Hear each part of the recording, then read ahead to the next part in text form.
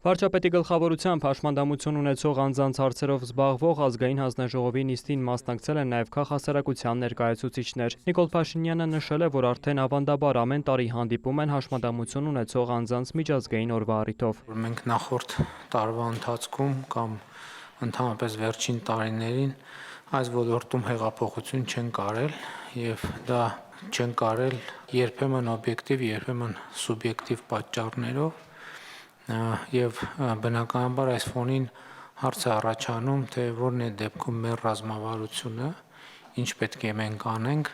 Ռազմավարությունը նույնն է, պետքա հաջորդիվ լինել հետեւողական եւ անընդհատ վերադառնալ թեմային։ Երկրի ղեկավարի դիտարկմամբ ակնհայտ է, որ կառավարությունը խնդրի կարևորությունն ընկալում է այդ թվում Հայաստանի պետական շահերի տրամաբանությամբ։ Ինչ եմ ասում այդ թվում, որովհետեւ պարզ է, որ հաշմանդամություն ունեցող անձանց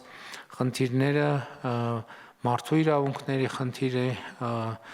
ամենատարբեր հարթությունների խնդիր է, բայց մենք հարցը դիտարկում ենք նաև Հայաստանի պետական շահի սպասարկման տրամաբանությամբ,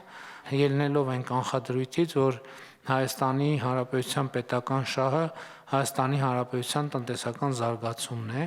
եւ հետեւաբար մենք հաշմանդամություն ունեցող մարդկանց շրջանում զարգացման ահռելի պոտենցիալ ենք տեսնում, որը մենք չենք կարողանում բավարար չափով եւ պատշաճ ձևով ներառել Հայաստանի Հանրապետության զարգացման օրակարգում, որը բնականաբար, եթե հակառակ դիտանկյունից նայենք, նաեւ որոշակիորեն այդ մարդկանց բարեկեցությունը,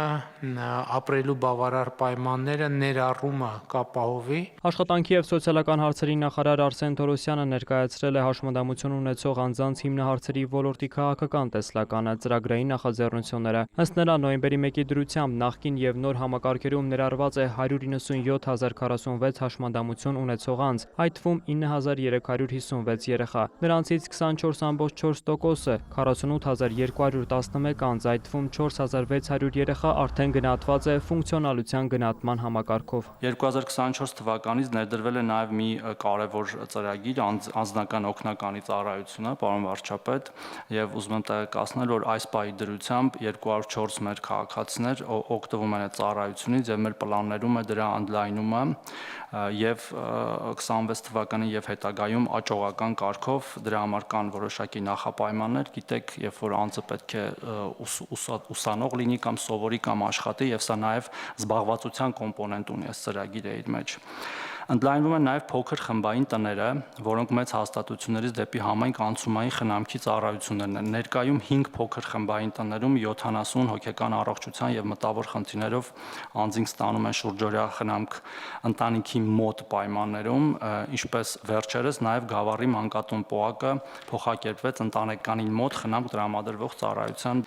Արմավիրի մարզում կառուցում ենք առաջի, կարելի ասել, անկախ կյանքի կենտրոնը, որը կտրամադրի խոսքի թերապիա, հոգեբանական աջակցություն, էրգոթերապիա, հատուկ մանկավարժություն եւ այլ ծառայություններ